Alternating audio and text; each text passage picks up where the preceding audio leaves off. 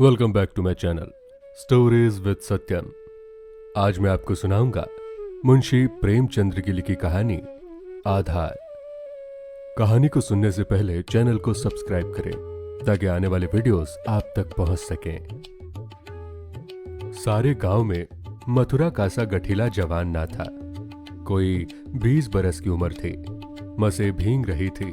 गौएं चराता, दूध पीता, कसरत करता, कुश्ती लड़ता था और सारे दिन बांसुरी बजाता हाट में विचरता था। ब्याह हो गया था पर अभी कोई बाल बच्चा ना था। घर में कई हल की खेती थी। कई छोटे बड़े भाई थे। वो सब मिलजुल कर खेती बाड़ी करते। मथुरा पर सारे गांव को गर्व था। जब उसे जांघिए लंगोटे, नाल या मुकद्दर के लिए रुपए की जरूरत पड़ती तो तुरंत दे दिए जाते थे। सारे घर की यही अभिलाषा थी कि मथुरा पहलवान हो जाए और अखाड़े में अपने सवाय को पछाड़े। इस लाड प्यार से मथुरा जरा टर्रा हो गया था।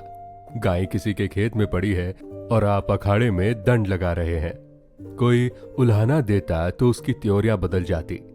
गरज कर कहता, जो मन में आए कर लो, मथुरा तो अखाड़ा छोड़कर हाँकने ना जाएंगे।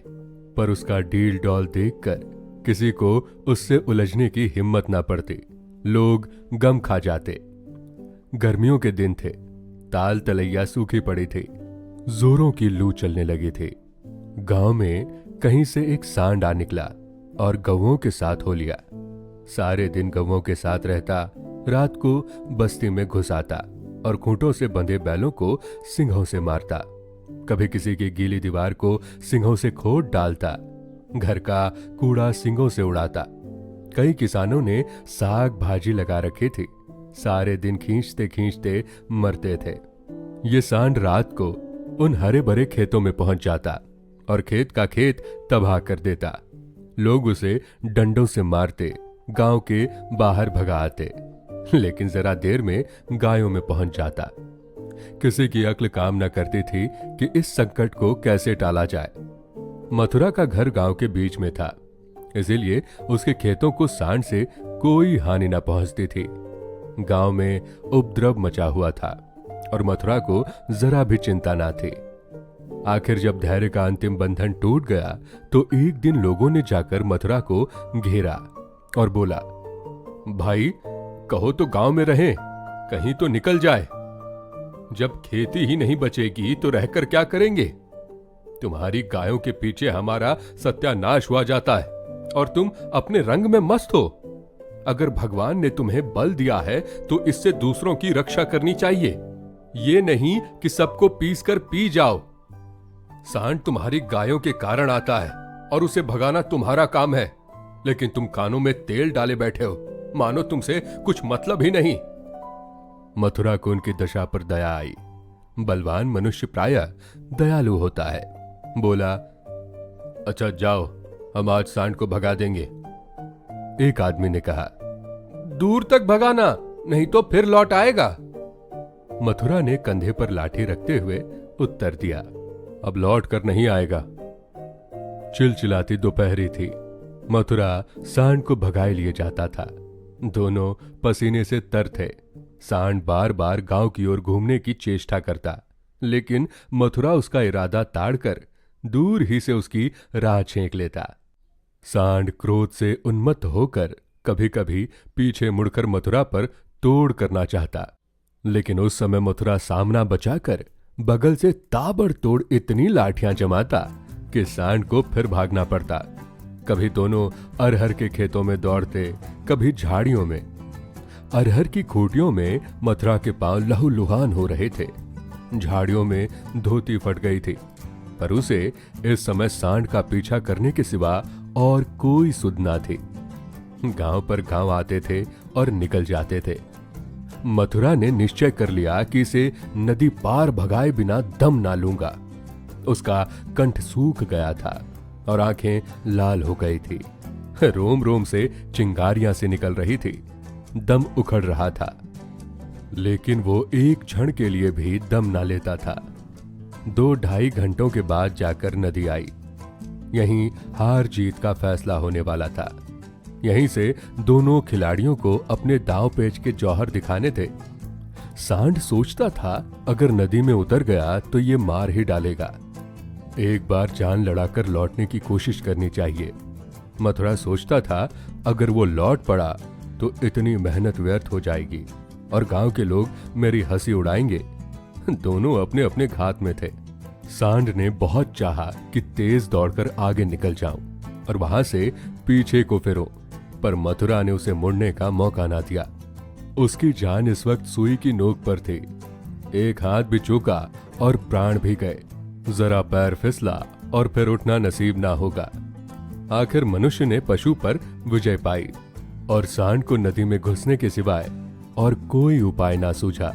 मथुरा भी उसके पीछे नदी में बैठ गया और इतने डंडे लगाए कि उसकी लाठी टूट गई।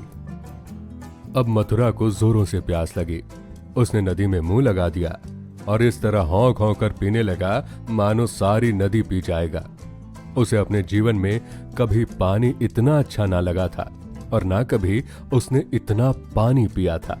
मालूम नहीं 5 सेर भी पी गया या 10 सेर, लेकिन पानी गर्म था। प्यास ना बुझी।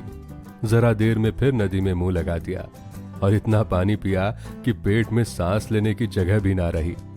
तब गीली धोती कंधे पर डालकर घर की ओर चल दिया। लेकिन 10 की 5 पग चला होगा कि पेट में मीठा मीठा दर्द होने लगा।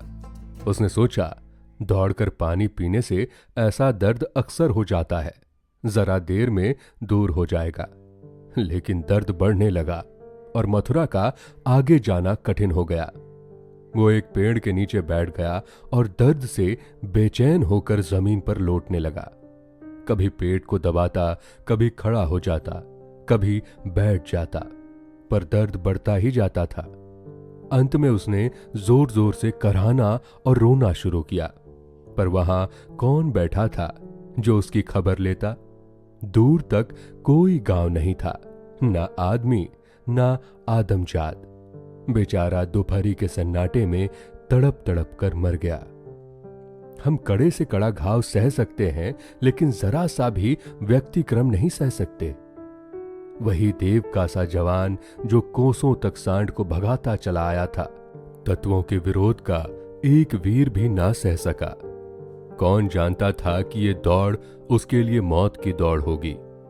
कौन जानता था कि मौत ही सांड का रूप धरकर उसे यूं नचा रही है।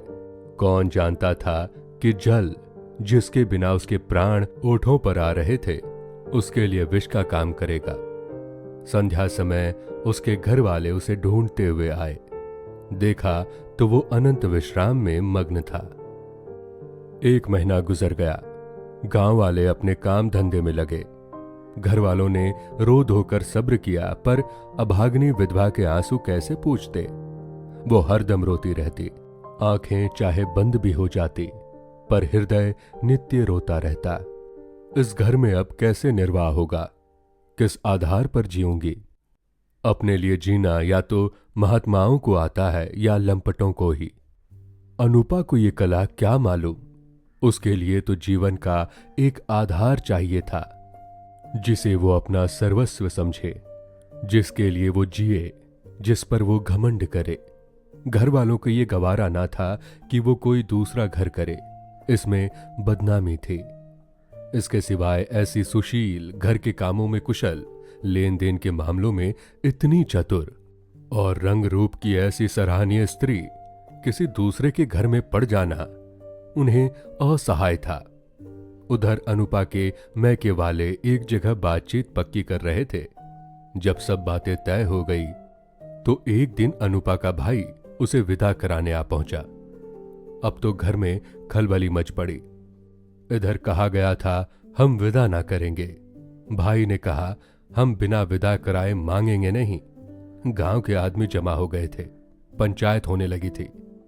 ये निश्चय हुआ कि अनुपा पर छोड़ दिया जाए, जी चाहे रहे। यहां वालों को विश्वास था कि अनुपा इतनी जल्दी दूसरा घर करने को राजी ना होगी। 2-4 बार ऐसा कह भी चुकी थी, लेकिन उस वक्त जो पूछा गया तो वो जाने को तैयार थी। आखिर उसकी विदाई का सामान होने लगा। डोली आ गई, गांव भर की स्त्रियां उसे देखने आई। अनुपा उठकर अपनी सास के पैरों में गिर पड़ी और हाथ जोड़कर बोली, अम्मा, कहा सुनाद माफ करना। जी में तो था कि इसी घर में पड़ी रहूं, पर भगवान को मंजूर नहीं है। ये कहते कहते उसकी जबान बंद हो गई। सास करुणा से विहल हो उठी, बोली, बेटी, जहां जाओ वहां खुशी से रहो। हमारे भाग्य ही फूट गए, नहीं तो क्यों तुम्हें इस घर से जाना पड़ता। भगवान का दिया और सब कुछ है, पर उन्होंने जो नहीं दिया उसमें अपना क्या बस आज तुम्हारा देवर साया ना होता तो बिगड़ी बात बन जाती। तुम्हारे मन में बैठे तो इसी को अपना समझो। पालो पोसो, बड़ा हो जाएगा तो सगाई कर दूंगी। ये कहकर उसने अपने सबसे छोटे लड़के वासुदेव से पूछा, क्या रे, भौजाई से शादी करेगा? वासुदेव की उम्र 5 साल से अधिक ना थी। अब कि उसका विवाह होने वाला था। बातचीत हो चुकी थी। बोला, तब तो दूसरे के घर ना जाएगी ना? मां ने कहा, नहीं, जब तेरे साथ ब्याह हो जाएगा तो क्यों जाएगी? वासुदेव ने कहा, तब मैं करूंगा।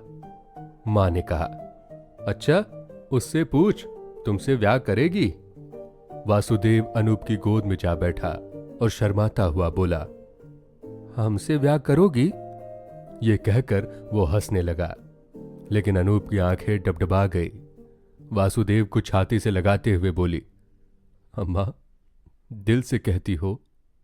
सास ने कहा, भगवान जानते हैं। अनुपा ने कहा, आज ये मेरे हो गए? सास, हां, सारा गांव देख रहा है। अनुपा, तो भैया से कहला भेजो, घर जाए, मैं उनके साथ ना जाऊंगी।